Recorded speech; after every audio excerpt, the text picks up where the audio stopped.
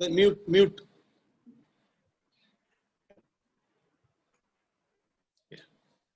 Praise the Lord. Once again, our good God gave us opportunity to come together in this media and learn from the word of God. நமது நல்ல தேவன் இது போன்ற ஊடகங்கள் மூலமாக அவரது சத்தியங்களை கற்றுக்கொள்வதற்கு நமக்கு மீண்டும் ஒரு சந்தர்ப்பத்தை கொடுத்திருக்கிறார். அதற்காக நம்ம தேவனுக்கு நன்றி சொல்லுவோம். In last class, we have seen the purpose of a church on this earth.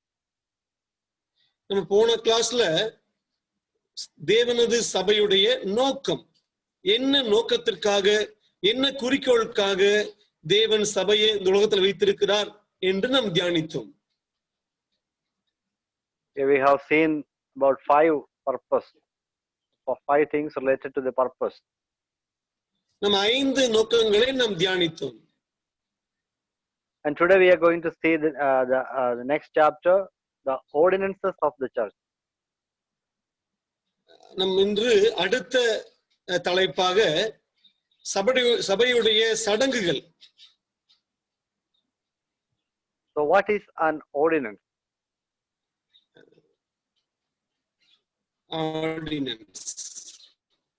சடங்கு தானா? கரெக்டா Stephen? Samson, ஆர்டினன்ஸ்னா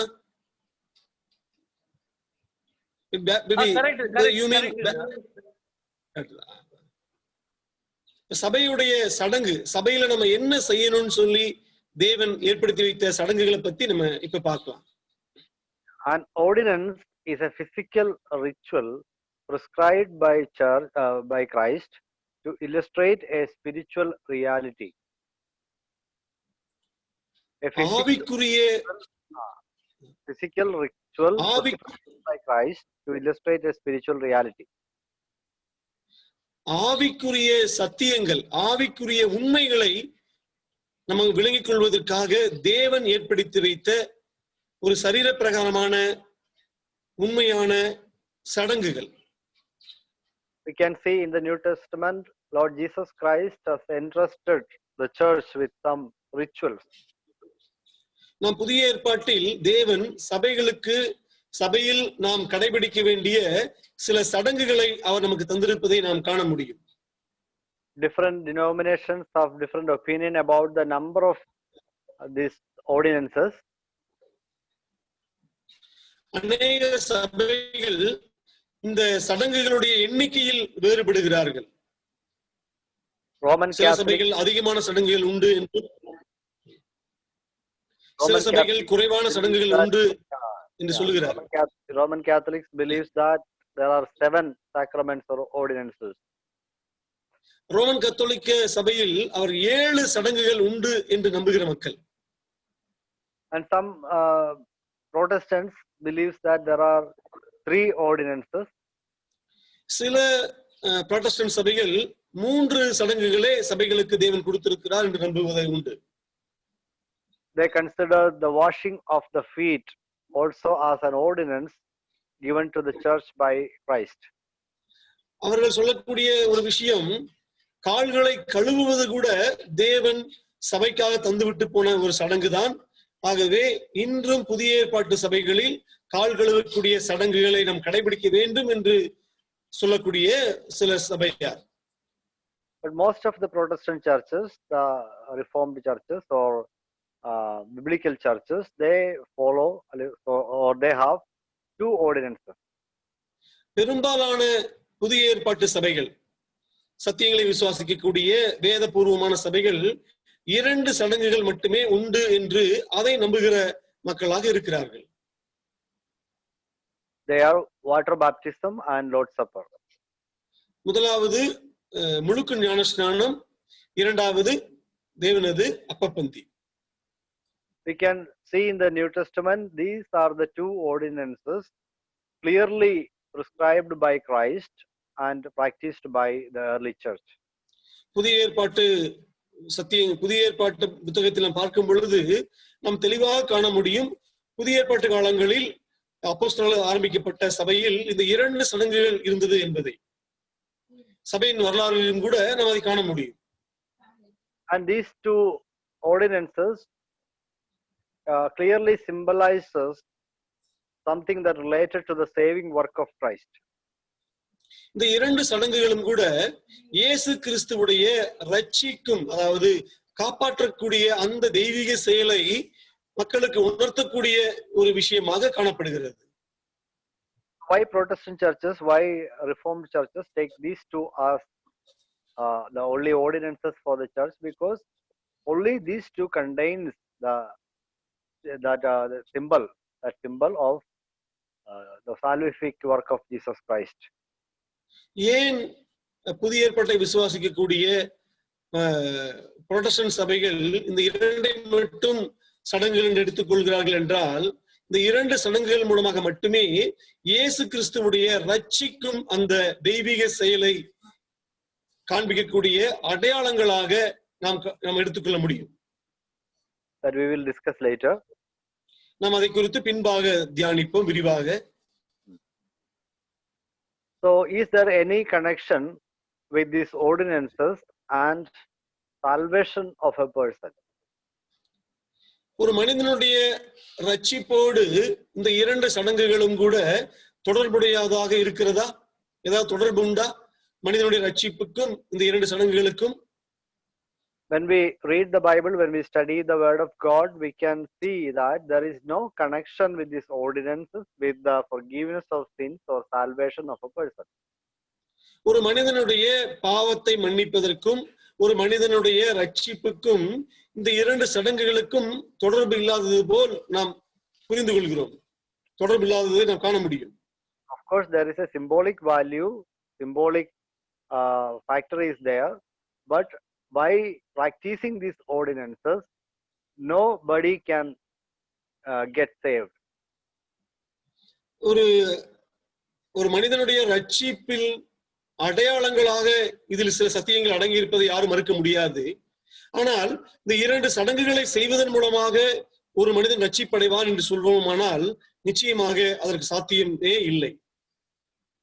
These ordinances are meaningful only to a person who has already personally trusted Christ for salvation. ஒரு மனிதன் தன்னுடைய ரட்சிப்புக்கு இயேசுவின் மேல் நம்பிக்கை வைத்த அந்த மனிதனால் அப்படிப்பட்ட ரட்சிப்புக்காக இயேசுவின் மேல் நம்பிக்கை வைத்த மனிதனால் மட்டுமே இந்த அடையாளங்கள் அவனது வாழ்க்கையில் ஏதாவது கிரியை செய்யக்கூடும். மற்றபடி ரட்சிக்க ஒருவரும் செய்யாது. Roman Catholics and other denominations who believe in sacraments, they teach about sacraments. For them, sacraments are channels of God's grace by which or through which a person receives that saving grace of God into his life. Roman கத்தோலிக்கம் போன்ற மார்க்கத்தார் என்ன சொல்கிறார்கள் என்றால், இந்த சடங்குகளானது தேவனிடமிருந்து கிருபையை பெற்றுக் கொள்வதற்கான ஒரு வழியாக அவர்கள் கருதுகிறார்கள். ஆகவே இந்த சடங்குகளை செய்யும் பொழுது அதன் மூலமாக தேவனது கிருபை கிடைக்கும், அதன் மூலமாக அவர்கள் ரட்சிப்படைய முடியும், பாவ மன்னிப்பட முடியும் என்று விசுவாசிக்கிறார்கள். So they believe that the salvation of Christ is it is already obtained through Christ's sacrifice on the cross, and it is, see, for example, it is kept in a big vessel. So how can I get it? How can I get that salvation? It is through these sacraments. It is flowing into my life through this sacrifice. அதாவது இயேசு கிறிஸ்து சிலுவையில் மரித்து உயிரோடு எழுந்ததன் மூலமாக உலக மொத்தத்திற்கும் அவர் ரட்சிப்பை நல்கி இருக்கிறார். ஆகவே அந்த ரட்சிப்பை நான் சொந்தமாக்கி கொள்ள வேண்டுமானால் இது போன்ற சடங்குகளை நான் நிச்சயமாக கடைபிடிக்க வேண்டும். எடுத்து உதாரணமாக அந்த இயேசுடைய ரட்சிப்பை நாம் ஒரு பெரிய தண்ணீர் தொட்டியில் இருக்கக்கூடிய தண்ணீராக வைத்துக் கொள்வோமானால் அதை நான் எப்படி தனித்துவமாக நான் பெற்றுக்கொள்ள முடியும்? இது போன்ற குழாய்கள் மூலமாக, அதாவது ஒவ்வொரு சடங்குகள் என்ற குழாய்கள் மூலமாக நான் பங்கெடுக்கும் போது அது எனக்கு வாய்க்கும், எனக்கு கிடைக்கும் என்று சொல்லுகிறார்கள். That is what Roman Catholics teach us. அது ரோமன் கத்தோலிக்கம் சொல்லக்கூடிய ஒரு சத்தியம். So now let us see what Bible talks about these two ordinances. இந்த இரண்டு சடங்குகளை குறித்து வேதம், தேவனது வசனம் என்ன சொல்லுகிறது என்பதை தியானிப்போம். Let us see water baptism. முதலாவது நாம் தண்ணீர் ஞானஸ்நானத்தை குறித்து நாம் தியானிப்போம். Water baptism is that process or that act of immersing completely in water as a sign of a person's salvation, or a symbol of what he believed when he gets saved. தண்ணீர் ஞானஸ்நானம் என்பது ஒரு மனிதனை முழுவதுமாக தண்ணீருக்குள் மூழ்கி எடுக்கக்கூடிய ஒரு செயலாகும். இது எதை வெளிப்படுத்துகிறது என்றால், அவர் ரட்சிக்கப்படும் பொழுது எதை விசுவாசித்தார், இயேசு கிறிஸ்து என்னுடைய பாவங்களுக்காக மரித்தார் என்று அந்த ஒரு செய்தியை விசுவாசித்ததை மற்ற மக்களுக்கு அல்லது வெளிப்புறமாக காண்பிக்கக்கூடிய ஒரு நிகழ்வாக, ஒரு அடையாளமாக இந்த தண்ணீர் ஞானஸ்நானமானது, இந்த முழுக்கு ஞானஸ்நானமானது காணப்படுகிறது. We can clearly see from the word of God that it's a commandment of Jesus Christ. Jesus Christ commanded to give baptism. இயேசு கிறிஸ்துவானவர் இந்த இப்படிப்பட்ட ஒரு ஞானஸ்நானத்தை நாம் எடுக்க வேண்டும் என்று கட்டளை கொடுத்திருக்கிறார். அது இயேசுவுடைய கட்டளையாக இருக்கிறது ஞானஸ்நானம் என்பது. We can read it in Matthew chapter 28 verses 19 and 20, and also in Mark chapter 16 verses 15 and 16. நாம் மத்தேயு 28:17-20 முடியவும், மார்க் 16வது அதிகாரத்தினுடைய சில வசனங்கள் மூலமாகவும் கூட நாம் அதை காண முடியும். இயேசுவுடைய கட்டளையாக காணப்படுகிறது என்பதை. Jesus Christ commanded his disciples to go and make disciples by preaching the gospel, baptizing them in the name of Father, Son, and Holy Spirit, and teaching them to observe all things Lord has commanded. So there is one step which God has given them in the process of making disciples. The second step is water baptism. இயேசுவானவர் நீங்க உலகம் முழுவதும் சென்று சீசராக்குங்கள் என்று சொன்ன அந்த கட்டளையில் இதுவும் கூட அடங்குகிறது. நீங்கள் பிதா குமாரன் பரிசுத்தாவியின் பெயரால் நீங்கள் ஞானஸ்நானம் கொடுக்க வேண்டும் என்ற கொடுத்து, நான் உங்களுக்கு கட்டளையிட்ட யாவற்றையும் நீங்கள் அவர்களுக்கு அவர் கடைபிடிக்கும்படி கட்டளையிட வேண்டும் என்று சொல்லும் போது, அதில் இந்த முழுக்கு ஞானஸ்நானம், தண்ணீர் ஞானஸ்நானம் கூட ஒரு சடங்காக காணப்படுவதை நாம் காண முடியும். We can see in the gospel, from the gospels itself, Jesus Christ and his disciples gave baptism to the people in Jordan River. இயேசு கிறிஸ்துவானவர் ஊழியம் செய்யும் பொழுது அந்த யோர்தான் நதிக்கரையில் அவரும் அவருடைய சீஷர்களும் கூட இந்த இப்படிப்பட்ட ஒரு முழுக்கு ஞானஸ்நானத்தை கொடுத்ததாக நாம் அறிகிறோம். John chapter 3 verse 22. யோவான் 3:22 அதை காண முடியும். இவைகளுக்கு பின்பு இயேசுவும் அவருடைய சீஷரும் யூதேய தேசத்துக்கு வந்தார்கள். அங்கே அவர் அவர்களோடு சஞ்சரித்து ஞானஸ்நானம் கொடுத்து வந்தார். So he baptized with his disciples the people who believed in him. இயேசு கிறிஸ்துவானவர் தன்னுடைய சீஷர்களோடு கூட தன்னை விசுவாசித்தவர்களுக்கு அவர் ஞானஸ்நானம் கொடுத்தார். And again we see the first century church clearly, wherever they preached gospel, whenever people get saved, they gave baptism. அதே போல் புதிய ஏற்பாட்டு காலங்களில் இருந்த ஆதி திருச்சபையிலும் கூட அவர் எங்கெல்லாம் சுவிசேஷத்தை பிரசங்கித்தார்களோ, அவர்கள் சுவிசேஷத்தை நம்புகிற மக்கள், விசுவாசித்த மக்களுக்கு அவர் ஞானஸ்நானம் கொடுத்ததையும் கூட நாம் அறிகிறோம். Starting at the day of Pentecost, water baptism after conversion became standard practice of the church. புதிய பெந்தெகோஸ்தே நாளுக்கு பின்பாக அவர்கள் சபையில் இணைக்கப்படுவதற்கு இந்த முழுக்கு ஞானஸ்நானமானது ஒரு கட்டளையாகவோ அல்லது ஒரு அடையாளமாகவோ தொடர்ச்சியாக காணப்படுகிறது. If you want, you can read some verses. Acts chapter 2, 38 and 41 we already know. After the preaching of Apostle Peter and other apostles, 3,000 people believed and took baptism. அப்போஸ்தலர் 2:36 போன்ற வசனங்களில் அறிந்திருக்கிறோம் நாம். அப்போஸ்தலராகிய பேதுருவும் மற்றவர்களும் பிரசங்கித்த போது விசுவாசித்த மக்களுக்கு அவர்கள் ஞானஸ்நானத்தை கொடுத்து சபையோடு சேர்த்தார்கள் என்று வாசிக்கிறோம் நாம். Acts chapter 8, the first part speaks about what happened at Samaria when Philip went there and preached the gospel and many people took baptism. சுவிசேஷகராகிய பிலிப்பானவர் சமாரியாவுக்கு சென்ற போது சமாரியாவில் விசுவாசித்த மக்களுக்கு அவர்கள் ஞானஸ்நானம் கொடுத்ததை நாம் அறிகிறோம். Then we can see about the salvation and baptism of the Ethiopian eunuch by Philip in verses 36 and 38, 36 through 38. அப்போ அதுக்கு பின்பாக அந்த எத்தியோப்பிய அன்னகரானவர் இயேசுவை விசுவாசிக்கும் பொழுது பிலிப்பானவர் அவருக்கு ஞானஸ்நானம் கொடுத்ததை நாம் வாசிக்க முடியும். Then we can see Paul is being baptized in chapter 9 verse 18. அப்போஸ்தலர் 9:18 பவுலானவர் ஞானஸ்நானம் பெறுகிறார். In chapter 10 verses 47 and 48 we can see in the house of Cornelius, the family of Cornelius and his friends. 10வது அதிகாரத்தில் கொர்நேலியுவும் அவருடைய குடும்பத்தாரும் அவருடைய இனத்தாரும் ரட்சிக்கப்பட்டு ஞானஸ்நானம் எடுத்ததை நாம் அறிகிறோம், வாசிக்க முடியும். Chapter 16 at Philippia, first the woman, the pious woman Lydia, then the Philippian jailer and his family. 16வது அதிகாரத்தில் லிடியாவும் அதற்கு பின்பு அந்த சிறையின் அதிகாரியும் அவருடைய குடும்பத்தாரும் கூட விசுவாசம் வைத்து ரட்சிக்கப்பட்டு அவர் பேப்டிசம் எடுத்ததை நாம் காண முடியும். In chapter 19 we can see at Ephesus the disciples of John the Baptist, they believed in Jesus Christ and they took baptism.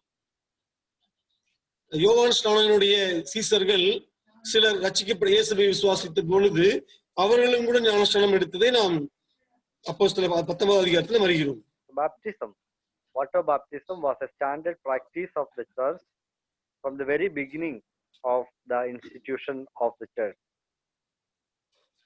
சபை என்ற அந்த ஒரு நிறுவனத்துடைய மிக முக்கியமான ஒரு சடங்காக சபை ஆரம்பிக்கப்பட்ட நாட்களில் இருந்தே அவர்கள் கடைபிடித்த ஒரு முக்கியமான சடங்கு தண்ணீர் ஞானஸ்நானம், முழுக்கு ஞானஸ்நானம்.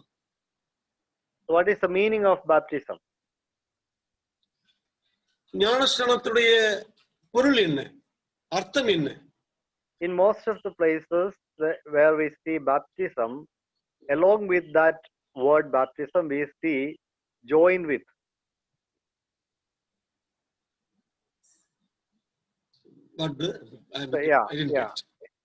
In most of the places where baptism is talked about, we can see another word also, and joined with. Baptism, after baptism they joined with someone or some group or some person. நாம் எப்பொழுது புதிய ஏற்பாட்டில் ஞானஸ்நானத்தை குறித்து வாசிக்கும் பொழுதும் ஞானஸ்நானம் கொடுத்து அவர்கள் சேர்ந்தார்கள், சேர்க்கப்பட்டார்கள் என்ற ஒரு வார்த்தையும் கூட நாம் ஞானஸ்நானத்தோடு கூட நாம் காண முடியும். 1 Corinthians 10 verse 1. 1 கொரிந்தியர் 10:1.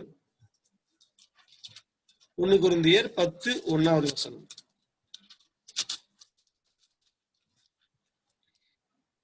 இப்படி இருக்க சகோதரரே, நீங்கள் எவைகளை அறிய வேண்டும் என்றிருக்கிறேன் என்றால், நம்முடைய பிதாக்கள் எல்லாரும் மேகத்திற்கு கீழாயிருந்தார்கள், எல்லாரும் சமுத்திரத்தின் வழியே நடந்து வந்தார்கள், எல்லாரும் மோசேக்கு உள்ளாக மேகத்தினாலும் சமுத்திரத்தினாலும் ஞானஸ்நானம் பண்ணப்பட்டார்கள். So, Paul is talking about one Old Testament incident of the redeemed people, redeemed Israel, crossing the Red Sea under the cloud and joining with Moses as a redeemed people. பவுலானவர் பழைய ஏற்பாட்டு காலங்களில் காணப்பட்ட இஸ்ரேல் மக்களை குறித்து சொல்லும் பொழுது ரட்சிக்கப்பட்ட மீட்கப்பட்ட அந்த மக்கள் மோசேயோடு கூட அவர்கள் சேர்க்கப்பட்டார்கள் என்று வாசிக்கிறோம். சேர்க்கப்பட்டவர்களாக ஞானஸ்நானம் எடுத்தார்கள் என்று பார்க்கிறோம். They were redeemed by the blood of the Passover lamb, and as a symbol, here Apostle Paul is saying it was a symbol of baptism. They crossed the Red Sea and they were under the cloud. அவர்கள் மேகத்துக்கு கீழாக இருந்ததையும் அவர்கள் மேகத்துக்கு கீழாக இருந்ததை ஒரு அடையாளமாக அவர் ஞானஸ்நானத்துக்குரிய ஒரு அடையாளமாக சொல்லி அவர் அதை செய்கிறார். அவர் ஞானஸ்நானம் எடுத்ததாக அவர் சொல்லுகிறார். மோசேயோடு கூட இணைக்கப்பட்டதாக சொல்லுகிறார். Okay, so when we read Acts chapter 2 verse 41 or 41 also, 3,000 they were added with the apostles. They joined with the believers at Jerusalem. அப்போஸ்தலர் 2:41 பார்க்கும் பொழுது அவர்கள் ஞானஸ்நானம் எடுத்து ஏற்கனவே இருந்த அப்போஸ்தலரோடும் மற்ற மக்களோடும் கூட சபையாரோடு சேர்க்கப்பட்டதாக நாம் காண்கிறோம். 2:41 வாசிக்கும் பொழுது அவனுடைய வார்த்தையை சந்தோஷமா ஏற்றுக்கொண்டவர்கள் ஞானஸ்நானம் பெற்றார்கள். அன்றைய தினம் ஏறக்குறைய 3000 பேர் சேர்த்துக் கொள்ளப்பட்டார்கள். There also we can see they were joined with or they were added to. அவர்கள் சேர்த்துக் கொள்ளப்பட்டார்கள், ஞானஸ்நானம் எடுத்து சேர்த்துக் கொள்ளப்பட்டார்கள் வாசிக்கிறோம். In Acts chapter 8 we can see in Samaria what happened. அப்போஸ்தலர் 8 சமாரியாவில் என்ன நடந்தது என்பதை காண முடியும். அப்போஸ்தலர் 8வது அதிகாரத்தில்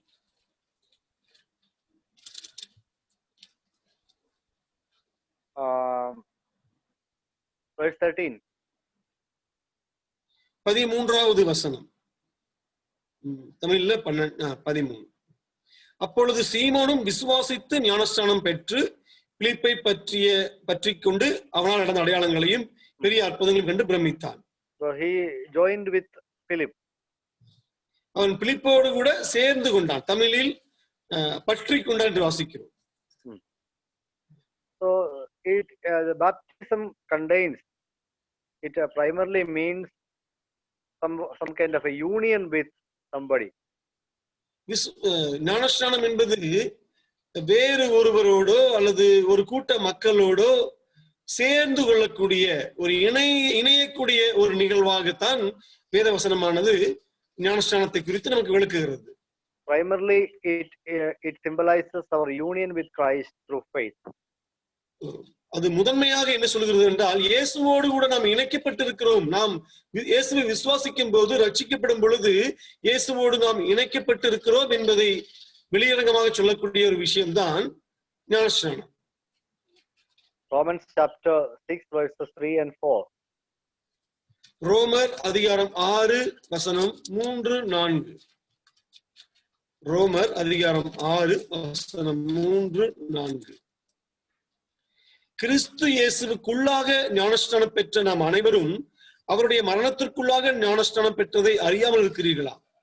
மேலும் பிதாவின் மகிமையினால் கிறிஸ்து மரித்தோரில் எழுப்பப்பட்டது போல நாமும் புதிதான ஜீவனுள்ள நடந்து கொள்ளும்படிக்கு அவருடைய மரணத்திற்குள்ளாக்கும் ஞானஸ்நானத்தினாலே கிறிஸ்துவுடனே கூட அடக்கம் பண்ணப்பட்டோம். Okay, so when we took baptism, we have been united with Christ. நாம் ஞானஸ்நானம் எடுக்கும் பொழுது இயேசுவோடு கூட இணைக்கப்படுகிறோம். In Galatians chapter 3 verse 27. கலாத்தியர் 3:27 இப்படியாக வாசிக்கிறோம். ஏனெனில் உங்களில் கிறிஸ்துவுக்குள்ளாக ஞானஸ்நானம் பெற்றவர்கள் எத்தனை பேரோ அத்தனை பேரும் கிறிஸ்துவை தரித்துக் கொண்டீர்களே என்று வாசிக்கிறோம். Baptized into Christ or unto Christ. கிறிஸ்துவுக்குள்ளாக ஞானஸ்நானம் பெற்றீர்கள் என்று.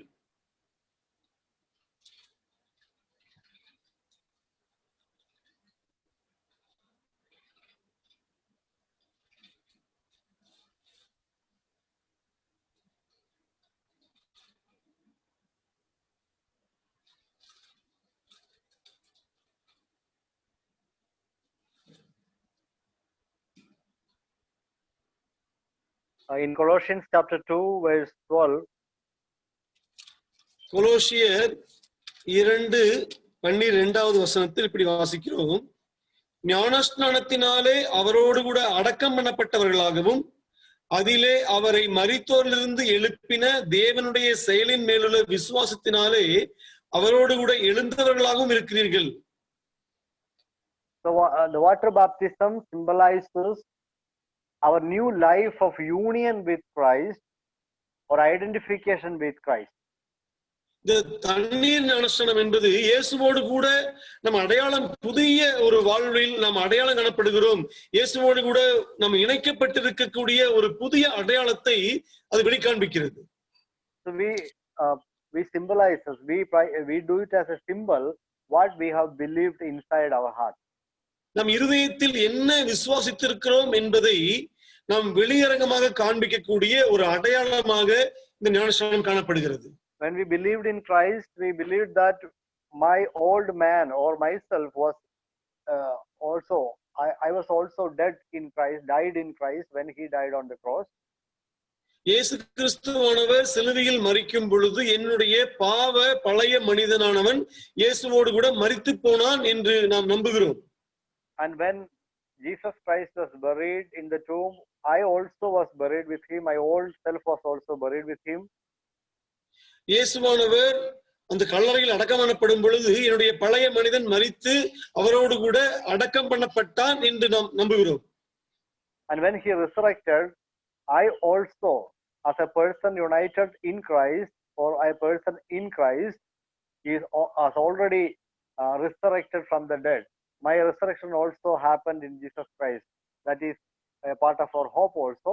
But we symbolically enact this faith in Jesus Christ symbolically in water. இயேசு கிறிஸ்துவானவர் மூன்றாம் நாளில் மரணத்தை ஜெயித்து உயிரோடு எழும் பொழுது நானும் அவரோடு இணைக்கப்பட்டிருக்கிறபடியினால் இயேசு உயிர்த்தெழும் போது நானும் கூட உயிர்த்தெழுந்திருக்கிறேன். அது நிச்சயமாகவே நான் நம்பிக்கையின் ஒரு பகுதியாக இருந்தாலும் கூட நாம் மறுபடியும் நம் மரிக்கும் பொழுது உயிர்த்தெழுவோம் என்ற நம்பிக்கையாக இருந்தாலும் கூட இயேசு உயிர்த்தெழுந்த போது நானும் கூட உயிர்த்தெழுந்திருக்கிறேன் என்பதை சொல்லக்கூடிய ஒரு அடையாளமாகத்தான் இந்த ஞானஸ்நானம் நடந்து காணப்படுகிறது. When we put our faith in Jesus Christ, when we believed that Jesus Christ died for me, he was buried for me, and he was resurrected for me, that faith inside our heart is not seen by anyone. நாம் இயேசு கிறிஸ்துவை நம் இருதயத்தில் விசுவாசிக்கும் பொழுது அவர் எனது பாவங்களுக்காக எனது இடத்தில் மரித்தார், அடக்கம் பண்ணப்பட்டார், மூன்றாம் நாளில் உயிர்த்தெழுந்தார் என்று நாம் இருதயத்தில் விசுவாசிக்கும் போது அதை நாம் உள்ளே விசுவாசித்ததை யாரும் காண முடியாது. But when we take water baptism, we publicly declare what we believe in Jesus Christ. ஆனால் நாம் தண்ணீர் ஞானஸ்நானம் எடுக்கும் போது எல்லாரும் அறியும்படியாக நாம் அதை வெளிப்புறமாக வெளியரங்கமாக நாம் அதை அறிக்கையிடுகிறோம். It's our open declaration that I am united with Jesus Christ in his death, burial and resurrection. இயேசுவுடைய மரணத்திலும் அடக்கம் பண்ணப்படுதலிலும் உயிர்த்தெழுதலிலும் நான் இணைக்கப்பட்டிருக்கிறேன் என்பதை மற்ற மக்களுக்கு புரியும் வண்ணம், மற்ற மக்களுக்கு காண்பிக்கும் வண்ணம் செயல்படக்கூடிய ஒரு வெளியரங்கமான செயல்பாடுதான் ஞானஸ்நானம். So it is not the baptism that removes our sin, but it is the truth behind baptism that actually removed our sin. ஞானஸ்நானமானது நமது பாவத்தை கழுவுவது கிடையாது, ஆனால் ஞானஸ்நானத்துக்கு பின்பாக இருக்கிற சத்தியமானது நமது பாவத்தை கழுவி இருக்கிறது. இயேசுவானவர் இணைக்கப்பட்டிருக்கிற அந்த சத்தியமானது நமது பாவத்தை கழுவி இருக்கிறது, ஞானஸ்நானம் அல்ல. That is why I have told before that by taking baptism nobody will get saved. Baptism is meaningful only for those who have received Jesus Christ as his personal savior. ஞானஸ்நானம் எடுப்பதினால் நமது பாவம் மன்னிக்கப்படுவது கிடையாது. நாம் ஏற்கனவே இயேசுவை விசுவாசித்து நாம் பாவ மன்னிப்பை பெற்ற மக்கள் அதை எடுக்கும் பொழுதுதான் அந்த ஞானஸ்நானமானது ஒரு அர்த்தமுள்ளதாக நமக்கு மாறுகிறது. The person who takes baptism should understand clearly what is the purpose of baptism, what it symbolizes. ஞானஸ்நானம் என்பது, ஞானஸ்நானத்தை எடுக்கக்கூடிய ஒரு மனிதனானவன் ஞானஸ்நானத்துடைய நோக்கம் என்ன, அந்த ஞானஸ்நானமானது எதை அது நமக்கு விளங்க பண்ணுகிறது என்பதை நன்கு அறிந்தவனாக அதை எடுக்க வேண்டும். It's not an unconscious act, it is a deliberate willful act. இது நமக்கு அறியாமல் எடுப்பது அல்ல, நாம் இது எல்லாவற்றையும் புரிந்து அறிந்து நாம் நம் முழு மனதோடு நாம் செயல்படக்கூடிய ஒரு செயலாகும் அது. Okay, another thing we should understand about this water baptism, it's an act by a believer publicly declare that he is not of this world. தண்ணீர் ஞானஸ்நானம் சொல்லக்கூடிய இன்னொரு அடையாளமானது என்னவென்றால், அந்த ஞானஸ்நானம் எடுக்கக்கூடியவர் நான் இந்த உலகத்தை சேர்ந்தவன் அல்ல என்பதை உலகத்துக்கு வெளிப்படுத்தக்கூடிய ஒரு விஷயமாகும். It can be a sign of separation from this world. இந்த உலகத்திலிருந்து ஒரு பிரித்தெடுக்கப்பட்ட ஒரு வாழ்வை கொண்டிருக்கிறேன் என்பதை மக்களுக்கு வெளிப்படையாக காண்பிக்கக்கூடிய ஒரு அடையாளம். Acts chapter 2 verses 40 and 41. அப்போஸ்தலர் 2:40-41 அதை காண முடியும். அப்போஸ்தலர் 2:40-41.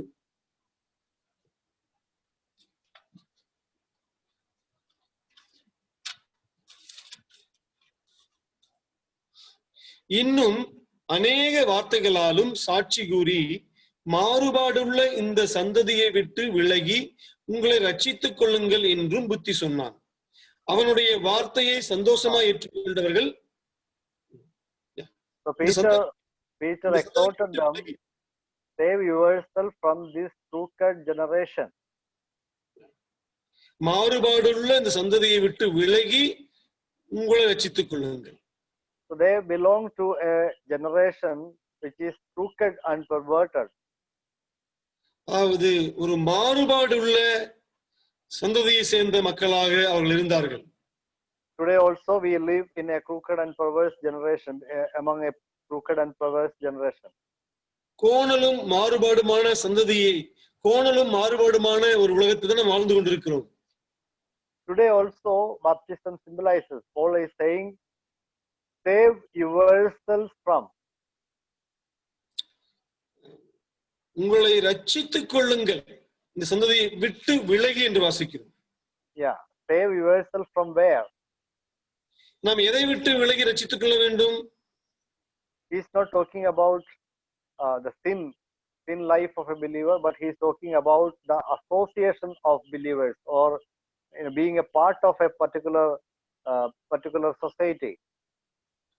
அது மாறுபாடுள்ள ஒரு குறிப்பிட்ட சமூகம், ஒரு குறிப்பிட்ட மக்கள் கூட்டத்திலிருந்து நீங்கள் அவங்களை விட்டு விலகி உங்களை ரட்சித்துக் கொள்ளுங்கள் என்று சொல்கிறார். So I have heard and read like this: when a person takes baptism in the first centuries, it happened like this. The person who came for baptism, they will stand among the people, the unbelievers. Then on the other side of the lake or river, believers will stand. Then he will come from the group of unbelievers and he will take baptism. Then he will go to the other shore of the lake or river to join with the believers. நான் புதிய ஏற்பாட்டு காலங்களில் அவர்கள் எப்படி ஞானஸ்நானம் எடுத்தார்கள் என்பதை குறித்து நான் கேள்விப்பட்டிருக்கிறேன். ஞானஸ்நானம் கொடுக்கும் பொழுது ஒரு ஏரியோ அல்லது ஒரு யோர்தான் நதியோ இருக்கும். அதற்கு இந்த பக்கம் ரட்சிக்கப்படாத மக்கள் கூட்டத்தோடு கூட அவர் இருப்பார். ஞானஸ்நானம் பெறும் பொழுது அந்த மக்கள் கூட்டத்திலிருந்து அவர் விலகி வந்து அந்த ஏரியில், அந்த தண்ணீரில் ஞானஸ்நானம் எடுத்து பின்பு இந்த பக்கத்தில் இருக்கிற ரட்சிக்கப்பட்ட மக்களோடு கூட அவர் சேர்ந்து கொள்வார்.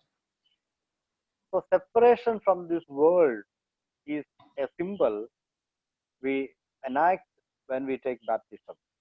இந்த உலகத்திலிருந்து, இந்த உலக மக்களிலிருந்து ஒரு பிரிந்து வாழக்கூடிய, ஒரு பிரியக்கூடிய ஒரு விஷயம்தான், பிரிவதற்கான ஒரு அடையாளமாகத்தான் இதை நாம் காண்கிறோம்.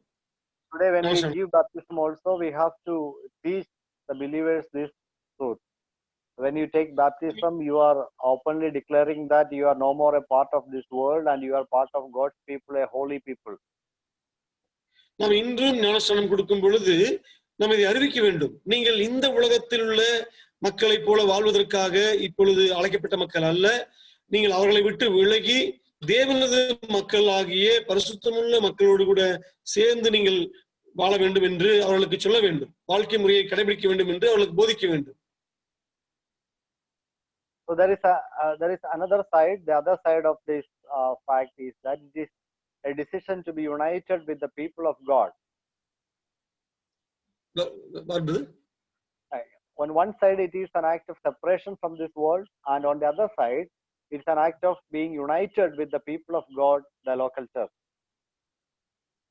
அதாவது இந்த ஞானஸ்நானத்துடைய ஒரு சத்தியம் என்னவென்றால், இந்த கோணலும் மாறுபாடுமான இந்த சமூகத்தை விட்டு விலகுவது, அது இன்னொரு பக்கம் இருக்கிறது. விலகி அவர்கள் தேவனோடு கூட, தேவனது பிள்ளைகளோடு கூட, பரிசுத்தமுள்ள மக்கள் கூட்டத்தோடு கூட இணையக்கூடிய ஒரு விஷயம்.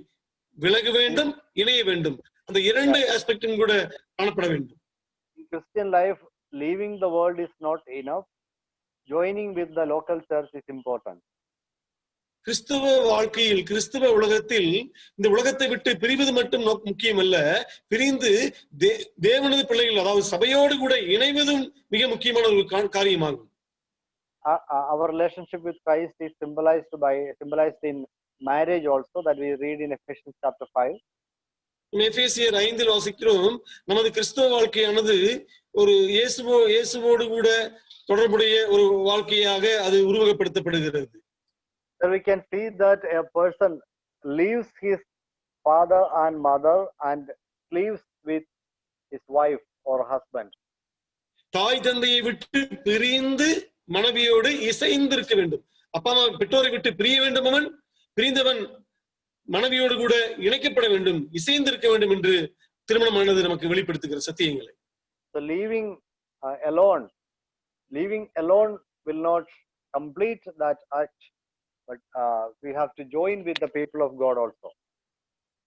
நாம் இந்த உலகத்தை விட்டு பிரிவது மட்டுமல்ல, விலகுவது மட்டுமல்ல, தேவனது பிள்ளைகளோடு கூட, அதாவது சபையோடு கூட இணையவும் வேண்டும். We have seen many verses from the book of Acts that wherever this baptism is talked about, we can also see in the word join with, or they clinged to or joined to, like that. அப்போஸ்தலர் புத்தகத்தில் எப்பொழுதெல்லாம் ஞானஸ்நானத்தை குறித்து வாசிக்கிறோமோ அப்பொழுதெல்லாம் அவர் விலக வேண்டிய சில விஷயங்களை குறித்தும் சேர வேண்டிய, இணைய வேண்டிய சில விஷயங்களை குறித்தும் சொல்லப்படுவதை நாம் காண முடியும். In Acts chapter 2 verse 40 and 41, we can see 3,000 people took baptism and they joined with the believers. The local church there began there. 2:41 பார்க்கும் பொழுது அவர்கள் கோணலும் மாறுபாடுமான சந்ததியை விட்டு விலகுவது மட்டுமல்ல, அவர்கள் 3000 பேர் சேர்த்துக் கொள்ளப்பட்டார்கள், தேவனது சபையோடு கூட சேர்க்கப்பட்டார்கள் என்று வாசிக்கிறோம். Of course, there are exceptional cases. சில விதிவிலக்குகள் உண்டு, அதை நாம் மறுப்பதற்கு இல்லை. For example, in the case of Ethiopian eunuch, there was no church in Ethiopia at that time. எடுத்துக்காட்டுக்கு அந்த எத்தியோப்பியாவிலிருந்து வந்த அந்த மந்திரியானவர், அப்பொழுது எத்தியோப்பியாவில் சபை இல்லை. We can assume with good reason that after he reached Ethiopia, definitely he would have preached gospel there, and soon after Ethiopia, a church was formed. நாம் அனுமானிக்க முடியும், அவர் Ethiopia சென்ற பின்பு சத்தியங்களை அறிவித்து நிச்சயமாக அந்த சபையை ஆரம்பித்திருக்க கூடும் என்று. In first century, we cannot see a believer after believing Jesus Christ, after taking baptism, is living individually or independently. புதிய ஏற்பாட்டு காலங்களில் இயேசுவை விசுவாசித்த ஒருவர் விசுவாசித்த பின்பு அவர் தனியாக ஒரு தனித்தீவாக வாழ்ந்தார் என்பதை நாம் நினைத்து கூட பார்க்க முடியாது. Because Christian life is a body life. கிறிஸ்துவ வாழ்க்கை என்பது அது ஒரு சரீர வாழ்வுக்கு ஒப்புமையாக சொல்லப்படுகிறது, சரீர வாழ்வு. In Acts chapter 2 verse 47, we clearly read about the will of God or the act of God. Jesus Christ are those who get saved to the church. நாம் அப்போஸ்தலர் 2:47 தேவனது சித்தத்தையும் தேவனது விருப்பத்தையும் தேவனது செயல்பாட்டையும் கூட காண்கிறோம். ரட்சிக்கப்படுகிறவர்களை கர்த்தர் அனுதினமும் சபையில் சேர்த்துக் கொண்டு வந்தார் என்று பார்க்கிறோம். தேவன் அவர் சபையில் சேர்க்கக்கூடிய ஒரு தேவனாக இருக்கிறார். Okay, so another meaning, another fact we see in baptism, we see in 1 Peter chapter 2. ஞானஸ்நானத்தை குறித்தான இன்னொரு சத்தியமானது 1 பேதுரு அதிகாரம் 2 நாம் காண முடியும்.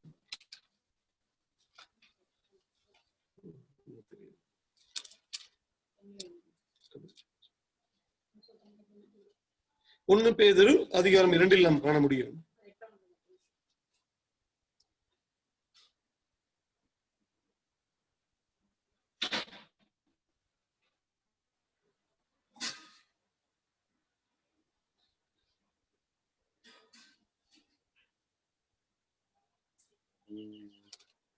Sorry, I think in chapter 3. Chapter 3. இரண்டாவது அதிகாரம் அல்ல, மூன்றாவது அதிகாரம். Chapter 3, verse 21.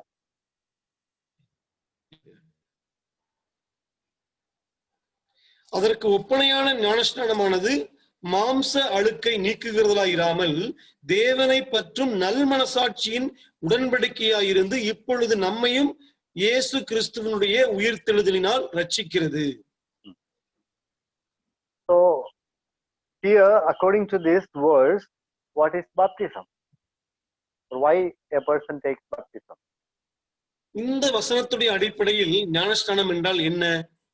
ஒரு மனிதன் ஏன் ஞானஸ்நானம் எடுக்க வேண்டும் என்று வசனம் சொல்லுகிறது? I don't know how it is in Tamil. தமிழில் எப்படி இருக்குது எனக்கு தெரியவில்லை. ஆனால் இங்கிலீஷில் இப்படித்தான் சொல்லுகிறது. In some translation, we can see it's like a prayer or a petition to God, appeal to God. சில டிரான்ஸ்லேஷனில் மொழிபெயர்ப்பில் அது தேவனிடத்தில் ஜெபிப்பது போல இருக்கிற வசனமாக இந்த வசனம் இருக்கிறது.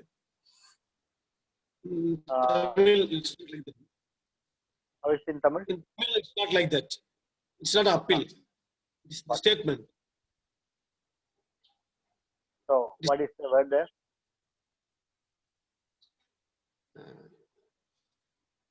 மாம்சம் அழுக்கை நீக்குகிறதாயிராமல் தேவனை பற்றும் நல் மனசாட்சியின் உடன்படிக்கை. நல் மனசாட்சியின் உடன்படி. உடன்படி. Covenant.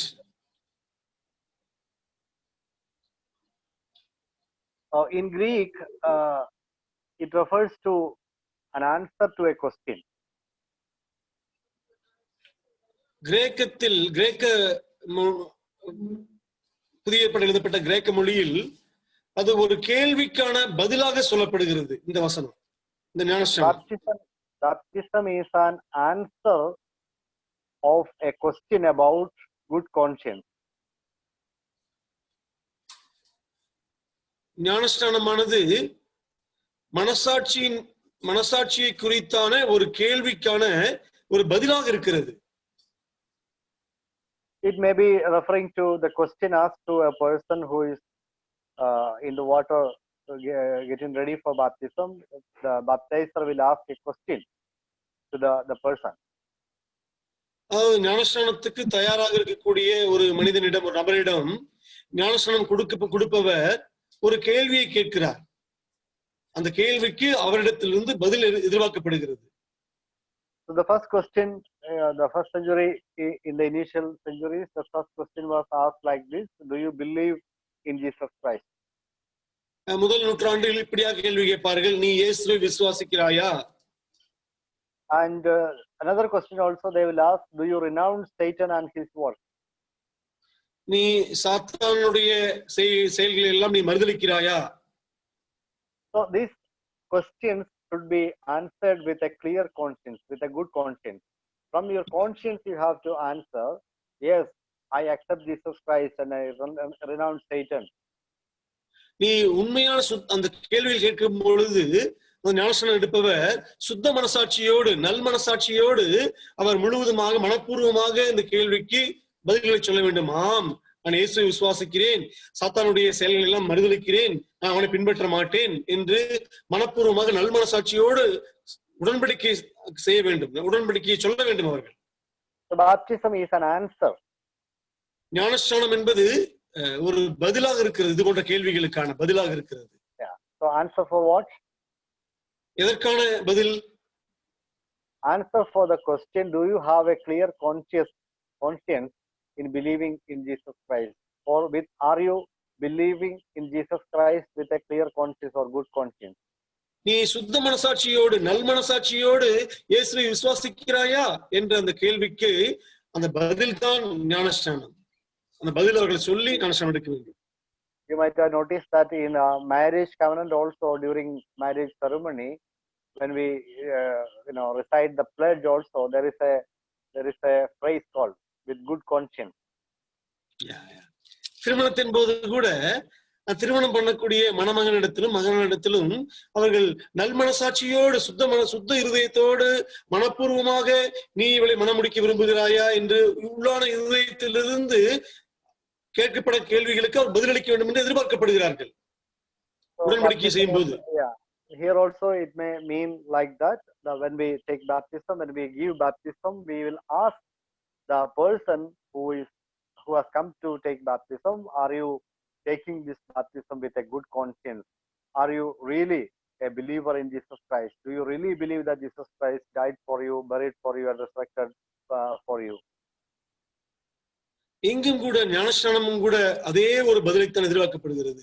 சுத்த மனசாட்சியோடு, நீ நல்மனசாட்சியோடு இயேசுவை விசுவாசிக்கிறாயா, விசுவாசித்து அதற்கு பதில் சொல்லு. அந்த பதிலின் அடிப்படையில் தான் ஞானஸ்நானத்தை கொடுக்கிறோம்.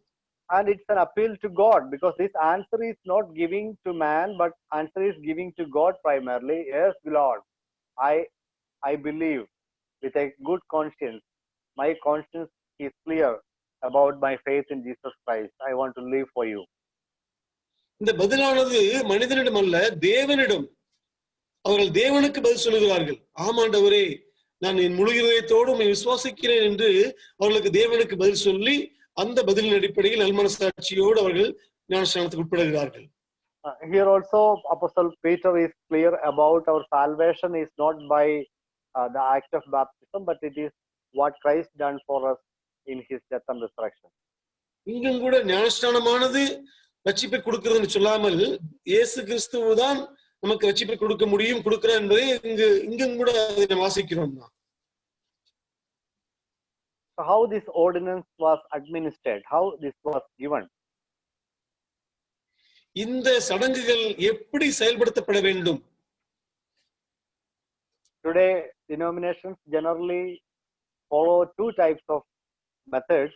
One is sprinkling and another is immersion. இன்றும் கூட அநேக சபைகளில் இரண்டு விதமாக இந்த ஞானஸ்நானம் கொடுக்கப்படுகிறது. ஒன்று தெளிக்கப்படுதல், இன்னொன்று முழுவதுமாக முக்குதல். Some places pouring also there. Yeah, pouring. Yeah, sprinkling or pouring. In denominations like Roman Catholics or Jacobite or Orthodox, or the CSI, CNI, they all do the pouring on the head, pouring water on the head of the person. CNI, CSI, Marthoma இது போன்ற சபைகளில் எல்லாம் அவர்கள் தண்ணீரை தலைமேல் ஊற்றுவார்கள் அல்லது தெளிப்பார்கள். Why they are doing that? ஏன் அப்படி செய்கிறார்கள்? Can we see any example for doing baptism like this in the Word of God?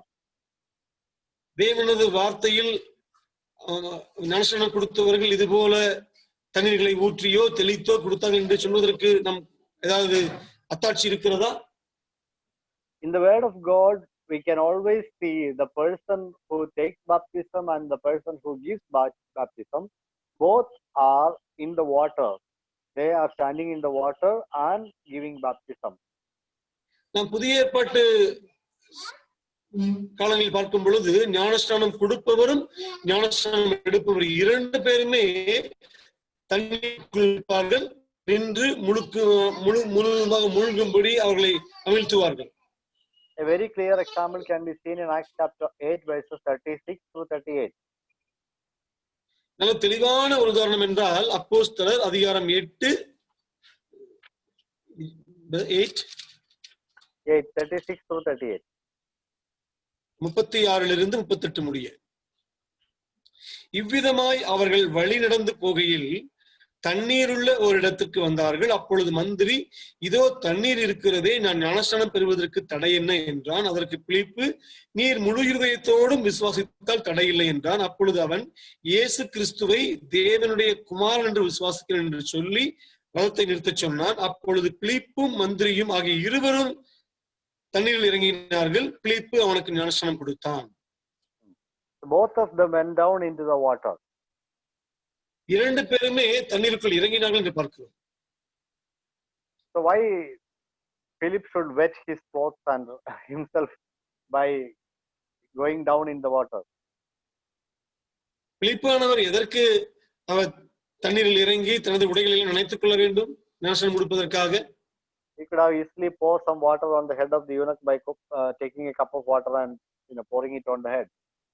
கம்முன்னு ஒரு பிலிப்பு வந்து ஒரு டம்ளர் எடுத்து அந்த ஆத்துல தண்ணி மூந்து அவர் தண்ணியில் ஊத்திருக்கலாம், தலைமையில ஊத்திருக்கலாமே, இல்ல தெளிச்சிருக்கலாம்ல அவரு. எதுக்கு இறங்கணும்? Yeah, no need to say that the baptizer also should dip in water, but the person who takes baptism definitely must go into the water. ஞானஸ்நானம் கொடுப்பவர் கண்டிப்பா தண்ணீருக்குள் இறங்கி மூழ்கணும்னு சொல்லல நானு. ஆனா ஞானஸ்நானம் பெறுபவர் நிச்சயமாகவே தண்ணீருக்குள் முழுவதும் மூழ்கடிக்கப்பட வேண்டும், அமிழ்க்கப்பட வேண்டும்.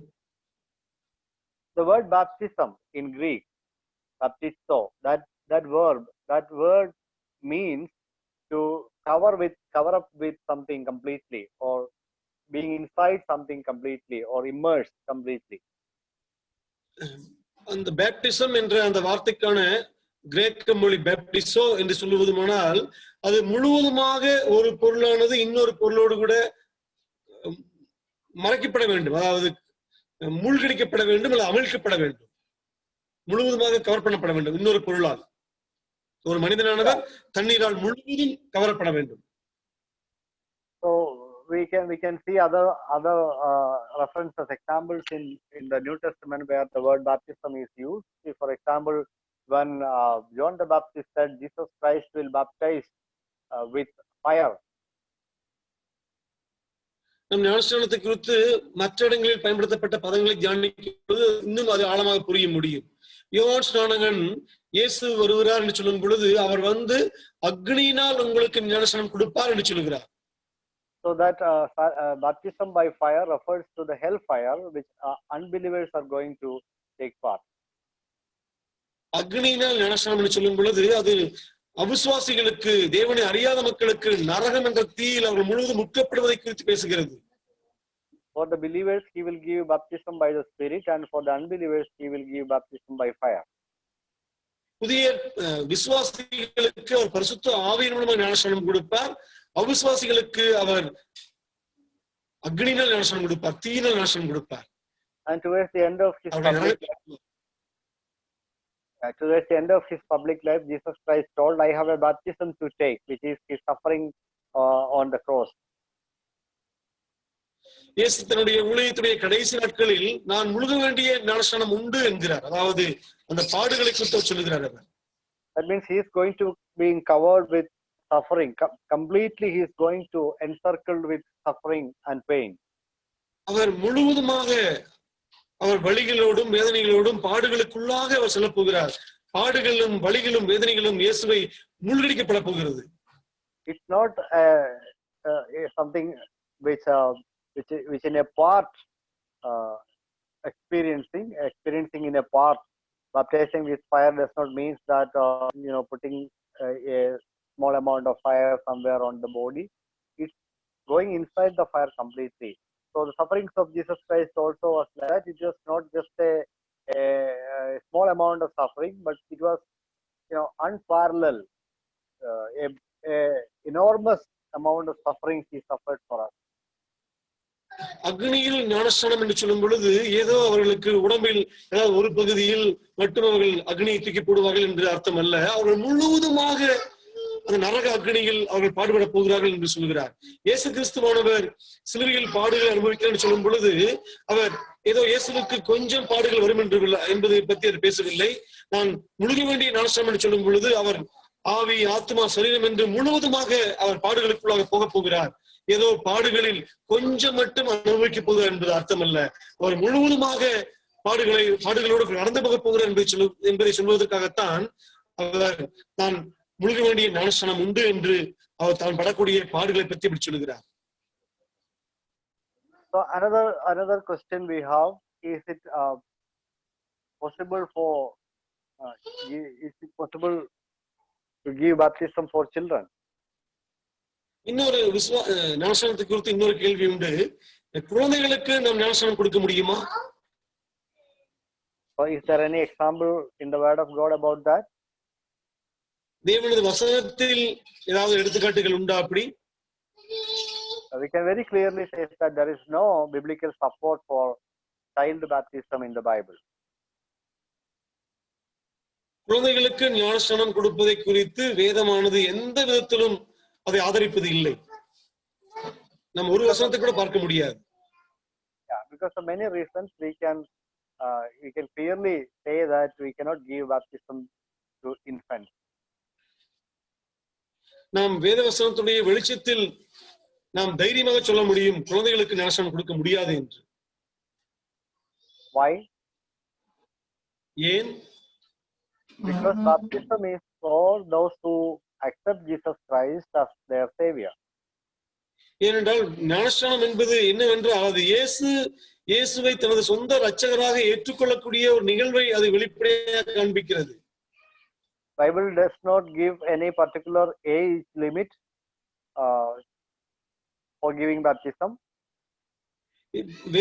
புதிய ஏற்பாடானது வேதமானது இந்த வயது நிறைவடைந்தால் மட்டுமே ஞானஸ்நானம் கொடுக்க முடியும் என்று எந்த வயது வரம்பையும் கூட ஞானஸ்நானத்துக்கு வேதவசனமானது தருவது கிடையாது. But very clearly says that only those who believe can be given baptism. ஆனால் இயேசுவை சொந்த இரட்சகராக மக்களுக்கு மட்டுமே ஞானஸ்நானம் தரப்பட வேண்டும் என்பதை குறித்து தெளிவாக சொல்கிறது. Without believing Jesus Christ, baptism has no value. இயேசுவை விசுவாசிக்காமல் எடுக்கப்படக்கூடிய ஞானஸ்நானத்திற்கு எந்த மதிப்பும் பரலோகம் தருவது கிடையாது. So a small child who is unable to understand what is sin and what is hell and what is heaven and what is eternity, who is God, what is the work of Jesus Christ on the cross, all these things, how can a person be saved by faith? ஒரு குழந்தைக்கு பாவம் என்றால் என்னவென்று தெரியாது, அந்த பாவத்திற்கு இயேசுவானவர் மரித்தார், உயிரோடு எழுந்தார் என்று எதுவும் புரியாத போது அதை கொடுப்பதினால் அது எப்படி அது ஞானஸ்நானத்துக்கு அடையாளமாக மாற முடியும்? It's a violation of Jesus' commandment given by Jesus. First he has to hear the gospel, and those who believe must be given baptism. So without believing, a person cannot receive baptism, or without putting his trust in Jesus Christ, we cannot give baptism as per the commandment of the Lord. அப்படி குழந்தைகளுக்கு ஞானஸ்நானம் கொடுப்பவர்கள் இயேசுவுடைய கட்டளையை மிக வேண்டுமென்றே தெரிந்தே அவர் மீறுவதாகத்தான் அர்த்தம். ஏனென்றால் இயேசுவானவர் நீங்க வசனத்தை பிரசங்கியுங்கள், நீங்கள் பிரசங்கிக்கூடிய வசனத்தை இயேசுவை விசுவாசிப்பவனுக்கு நீங்கள் ஞானஸ்நானம் கொடுங்கள் என்று சொல்லியிருக்கிறார். ஆகவே அதை பற்றி தெரியாதவர்களுக்கு ஞானஸ்நானம் கொடுக்கும்போது தேவனது கட்டளைகளை நாம் அபத்தமாக்குறோம் என்பதுதான் அர்த்தம். Roman Catholics and this Jacobite or Orthodox, such people who advocate for child baptism, they take some verses from the Bible and they try to prove from these verses try to prove from these verses that child baptism is valid. Roman கத்தோலிக்கும் Marthoma Jacobite போன்ற சபையார் வேதத்திலிருந்து ஒரு சில வசனங்களை எடுத்து வைத்து நாங்கள் இந்த வசனத்தின் அடிப்படையில் தான் நாங்கள் குழந்தைகளுக்கு ஞானஸ்நானம் கொடுக்கிறோம் என்று வாதிடக்கூடிய மக்களாக கூட இருக்கிறார்கள். Acts chapter 16 verse 15. அப்போஸ்தலர் 16 16 verse 15. 15.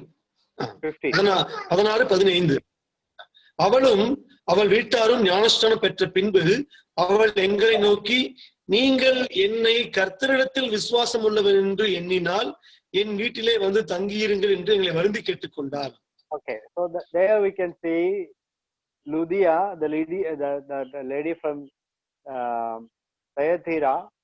Lydia took baptism, and also her household, also her family took baptism. So they will argue, when we read her family took baptism, definitely that family will include little children also. இங்கு தியத்தீரா ஊரை சேர்ந்த லிதியா என்ற கூடிய சகோதரியானவர் ஞானஸ்நானம் பெறுகிறார். அவள் மட்டுமல்ல, அவருடைய குடும்பத்தாரோடு ஞானஸ்நானம் எடுத்ததாக வாசிக்கிறோம். குடும்பத்தார் என்று சொல்லும் பொழுது நிச்சயமாகவே சிறு குழந்தைகளுக்கும் கூட ஞானஸ்நானம் கொடுத்திருப்பார்கள் என்று நாங்கள் நம்புகிறோம் என்று இந்த வசனத்தை வைத்துக் கொண்டு குழந்தை ஞானஸ்நானத்தை ஆதரிக்கிற மக்கள் உண்டு. So they will ask us, how can you say that there were not little children in that house? உங்களுக்கு எப்படி தெரியும் அவங்க குடும்பத்துல சின்ன பிள்ளைகள் இல்லைன்னு சொல்லி? And scripture clearly says that her household as well took baptism. வேதம் மிகவும் தெளிவாக சொல்லுகிறது அவள் தனது வீட்டாரோடு கூட ஞானஸ்நானம் எடுத்தாள் என்று. அவளும் அவள் வீட்டார். Yeah. So we can clearly say that what is the commandment of the Lord? Whom shall we give baptism? நாம் மிகவும் தெளிவாக சொல்ல முடியும். தேவன் யாருக்கு ஞானஸ்நானம் கொடுக்க சொல்லுகிறார், யார் விசுவாசிக்கிறார்கள் என்று தேவன் சொல்லுகிறார். Yeah, it is only for those who believe the gospel we can give baptism. இயேசுவுடைய சுவிசேஷத்தை விசுவாசிக்கிறவர்களுக்கு மட்டுமே ஞானஸ்நானம் கொடுக்க முடியும் என்று வேதம் சொல்லுகிறது. So there is clearly what do you call a requirement was given by the Lord for giving baptism. Something should be seen in a person as a requirement for baptism. If that requirement is fulfilled, only such person can give baptism, can be given baptism. தேவனது வசனத்திலிருந்து நாம் தெளிவாக அறிந்து கொள்ள முடியும். ஞானஸ்நானம் பெறுவதற்கான ஒரு தகுதி வேண்டும். அந்த தகுதியை நாம் எந்த மனிதனிடத்தில் காண்கிறோமோ அந்த மனிதனுக்கு நாம் ஞானஸ்நானம் கொடுக்க முடியும். We can take one illustration like this from our daily life. If I say, நாம் நமது உதாரணத்தை காண முடியும்.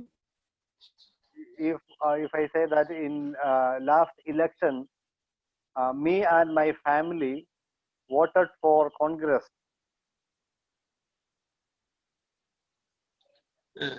கடந்த எலெக்ஷனில் தேர்தலில் நானும் என் குடும்பத்தாரும் ஓட்டு போட்டோம் என்று சொல்லுகிறோம். So will anyone ask, Sangeet also voted? யாராவது கேட்பாங்களா? சங்கீத் சகோதரனுடைய கடைசி பையன், சின்ன பையன், சங்கீத் கூட ஓட்டு போட்டானா அப்படின்னு கேட்பாங்களா யாராவது? No sensible person will ask that question. ஒரு அறிவுள்ள எந்த மனிதனும் கூட அப்படி கேட்க மாட்டான். ஏன்னா அவனுக்கு தெரியும் casting vote that person should be of a minimum age of 18 and also his name should be entered in the voters list. All these requirements are there. Only those who fulfill those requirements or meet those requirements can cast their vote. தெளிவாக நமக்கு தெரியும், இந்த உலகத்தில் நாம் வாழக்கூடிய இந்த சமூகத்தில் 18 வயது பூர்த்தியான அந்த மக்கள் மட்டுமே ஓட்டு போடுவதற்கான தகுதியுள்ளவர்களாக இருக்கிறார்கள். அந்த தகுதி யாருக்கு இருக்கிறதோ அவர்களுடைய பெயர்கள் மட்டும்தான் அந்த ஓட்டு லிஸ்ட்ல இருக்கும். அவர்கள் மட்டும்தான் ஓட்டு போடுவதற்கு தகுதியுள்ளவர்கள், அவர்கள் மட்டுமே ஓட்டு போட்டிருப்பார்கள் என்று எல்லாரும் அறிந்து கொண்டிருப்பார்கள். So when I say me and my household voted for Congress or some party, it definitely means that only those who passed the age of 18 voted. நானும் என் வீட்டாரும் காங்கிரஸ்க்கு ஓட்டு போட்டோம் என்று சொல்லுவோமானால் மக்களுக்கு தெரியும் அந்த தகுதி வாய்ந்த மக்கள் மட்டுமே ஓட்டு போட்டிருப்பார்கள், மீதமுள்ள மக்கள் யாரும் ஓட்டு போட்டிருக்க மாட்டார்கள் என்பதை மக்கள் அறிந்து கொண்டிருப்பார்கள், புரிந்து கொண்டிருப்பார்கள். So when we read about Lydia and her household took baptism, we can definitely understand that only those who believed in that house took baptism. Otherwise, apostles never would give baptism to an unbeliever. இங்கு அவளும் லிதியாவும் அவள் வீட்டாரும் ஞானஸ்நானம் பெற்றார்கள் வாசிக்கும் பொழுது அவளது வீட்டில் இயேசுவை விசுவாசித்த மக்கள் யாரெல்லாம் இருந்தார்களோ அவர்களுக்கு மட்டும்தான் அப்போஸ்தலர் ஞானஸ்நானம் கொடுத்திருப்பார்கள். விசுவாசியாத மக்களுக்கு கொடுத்திருக்க மாட்டார்கள் என்பது இயல்பாக எல்லாரும் புரிந்து கொள்ளக்கூடிய ஒரு விஷயமாகும். விசுவாசிக்காத யாருக்கும் அவர்கள் கொடுத்திருக்க மாட்டார்கள். Child baptism does not find any support in the Bible. குழந்தை ஞானஸ்நானமானது வேதத்தில் எங்கும் எந்த வசனமும் கூட அதற்கு ஆதரவு தெரிவிப்பது கிடையாது. I have one doubt, brother. Okay. I have heard Calvin and Martin Luther, they practice the child baptism. So they practice it based on this word or any other theological truths behind that? Actually, this child baptism was taught from the time of Augustine itself in the 5th century, towards the end of 4th century and 5th century onwards. Augustine என்ற தேவ மனிதன் வாழ்ந்த அந்த 4-5வது century வரைக்கும் கூட இல்லை. So the concern was that what will happen? What will happen to the soul of a child if he dies? அவர்களது அக்கறை என்னவென்றால் அவர்களது அதாவது ஒரு சிறு குழந்தை மரிக்குமானால் அந்த குழந்தையுடைய ஆத்மா எங்கு செல்லும் என்பதுதான்.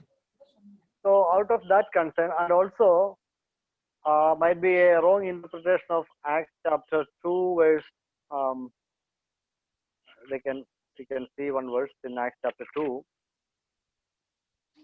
அப்போஸ்தலர் அதிகாரம் 2 ஒரு வசனம் இருக்கிறது. அந்த வசனத்தை கூட அவர் தவறாக பயன்படுத்தியிருக்க கூடும்.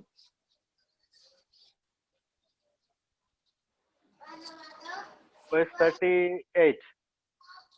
38.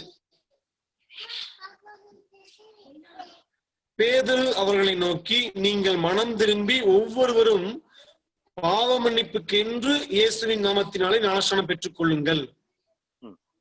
So this verse,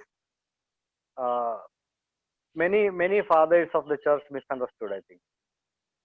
சபை பிதாக்கள் என்று சொல்லக்கூடிய அநேக இந்த வசனத்தை தவறாக புரிந்து கொண்ட மக்கள் உண்டு. So here we may think in a plain reading that baptism is required for the forgiveness of sins, or forgiveness of sin can be acquired through baptism. நீங்கள் இந்த வசனத்தை மேலோட்டமாக வாசிக்கிற எந்த மனிதனும் கூட இப்படியாக எடுத்துக்கொள்ள முடியும், நாம் பாவ மன்னிப்புக்கென்று ஞானஸ்நானம் பெற வேண்டும் என்று. ஞானஸ்நானம் பெற்றால் தான் நமக்கு பாவ மன்னிப்பு கிடைக்கும் என்று. So maybe the right translation would be repent and be baptized, every one of you, in the name of Jesus Christ, because you have forgiveness of sins, or because your sins are forgiven. நீங்கள் மனம் திரும்பி இயேசுவின் நாமத்தில் ஞானஸ்நானம் பெற்றுக் கொள்ளுங்கள். மனம் திரும்பி நீங்கள் பாவம் மன்னிக்கப்பட்ட நிச்சயத்தின் அடிப்படையில் இயேசுவின் நாமத்தினாலே ஞானஸ்நானம் பெற்றுக் கொள்ளுங்கள் என்பதுதான் சரியான மொழிபெயர்ப்பாக இருக்க முடியும். Another interpretation we can see that according to Greek grammar, some words are singular there and some words are plural there. So we can combine those singular words, separate as a part of a sentence, and the plural as a part of that sentence, another part of that sentence. Because according to Greek, we should know that if the subject is singular, verb, object, everything should be singular. If subject is plural, verb, object, everything should be plural. So that if we apply that rule of grammar here, we can translate it like this: repent for the forgiveness of your sins, and everyone be baptized in the name of Jesus Christ. புதிய ஏற்பாடு எழுதப்பட்ட கிரேக்க அந்த மொழிக்கு இன்னொரு இலக்கணம் உண்டு. அதாவது ஒருமையில் சொல்லப்பட்ட வார்த்தைகள் தனியாக ஒரு வார்த்தையாகவும், பன்மையில் சொல்லப்பட்ட ஒரு வார்த்தை குழுக்கள் அது வேறு ஒரு வார்த்தையாகவும் கூட எழுதப்பட வேண்டும். அதாவது சப்ஜெக்ட், அதாவது ஒரு எழுவா என்று சொல்லக்கூடிய ஒரு வார்த்தையுடைய ஒரு அமைப்பானது அது ஒருமையில் சொல்லப்படுமானால் வினைத்தொகை வினைச்சொல்லும் கூட ஒருமையில் தான் சொல்லப்பட வேண்டும். ஒருமையும் பன்மையும் இரண்டும் சேர்ந்து காணப்படாது.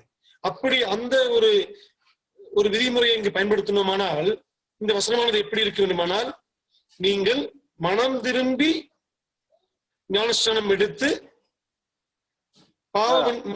you repent for the forgiveness of your sins, and everyone be baptized in the name of Jesus Christ.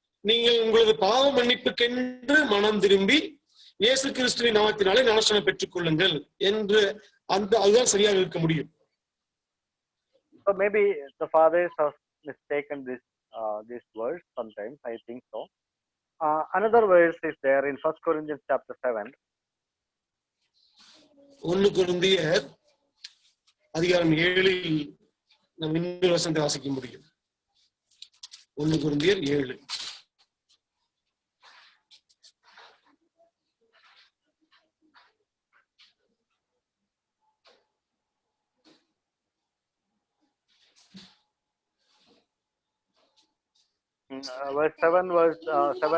Chapter 7 verse 14. 7:14.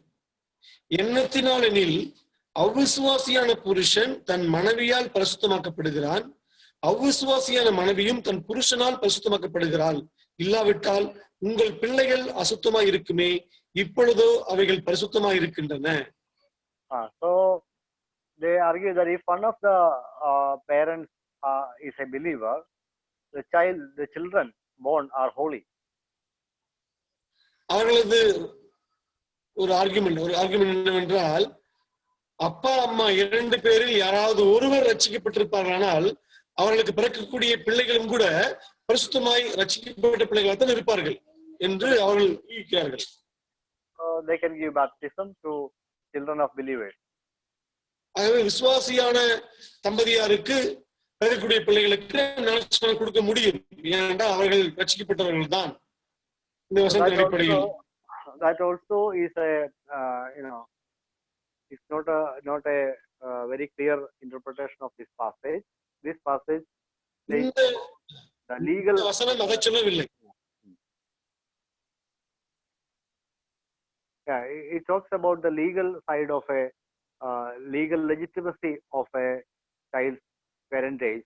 In the first century, if one parent is not there, that child they considered as illegitimate child, because if father is not there, he will be considered as illegitimate. So here in this case, if father and mother, one of them is a believer, and they decide to stay together because of their children, the children will be legitimate, will be considered as legitimate before the law. So in that case, they are not illegal children, they are not unclean. In that sense, legal sense, they are holy. So it is not, this verse does not talk about moral holiness or moral cleanliness. It talks about legal cleanliness or legal standing before the people. இந்த வசனமானது எதை சொல்கிறது என்றால், ஒரு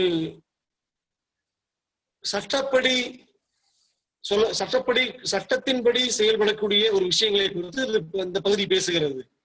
அதாவது ஒரு 2 பெற்றோரில் யாராவது அப்பா அம்மாவில் யாராவது ஒருத்தர் இல்லாவிட்டாலும் கூட அந்த பிள்ளையானது, குறிப்பாக அப்பா இல்லாமல் ஒரு பிள்ளை காணப்படுமானால் அது ஒரு இல்லிஜிட்டிமேட், அதாவது ஒரு